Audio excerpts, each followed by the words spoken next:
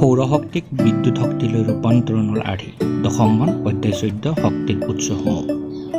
শক্তি সৃষ্টিও কৰিব নোৱাৰি বা বিনাশো কৰিব নোৱাৰি। শক্তিক এটা প্ৰকাৰৰ পৰা আন এটালৈ ৰূপান্তৰ কৰিব পাৰি। সূৰ্যই প্ৰায় 500 নিযুত বছৰ ধৰি বৰ্তমানৰ হাৰত বিপুল পৰিমাণৰ শক্তি বিকিৰণ কৰি আছে। শক্তিৰ এটা সৰু অংশহে পৃথিৱীৰ বায়ুমণ্ডলৰ বহিস্তৰত আৱৰ্তিত হয়। ইয়াৰে প্ৰায় অৰ্ধাংশ বায়ুমণ্ডলৰ মাজেৰে আহোঁতে শোষিত হয় আৰু অৱশিষ্টাংশ ভূপৃষ্ঠত পৰে। সৌৰ কোষৰ সহায়ত সৌৰশক্তিক বিদ্যুৎ শক্তিলৈ ৰূপান্তৰ কৰা হয়।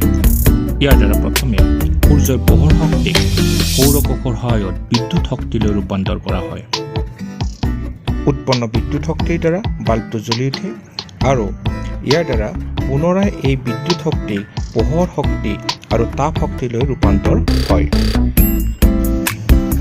সৌৰকোষে ৰ'দত 0.5ৰ পৰা 1 ভোল্ট বিভৱ আৰু 0.7 ৱাট বিদ্যুৎ উৎপন্ন কৰে। বহুসংখ্যক সৌৰকোষ একত্ৰ কৰি নিৰ্মাণ কৰা এনে ব্যৱস্থাক সৌৰকোষ ফলক বোলে।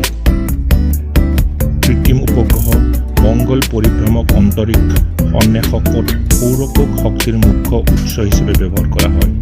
তোমালোকে ভাবি চাবাচোন, তোমালোকে ঘৰত ব্যৱহাৰ কৰা কি কি যন্ত্ৰত সৌৰকোষ স্থাপন কৰা আছে।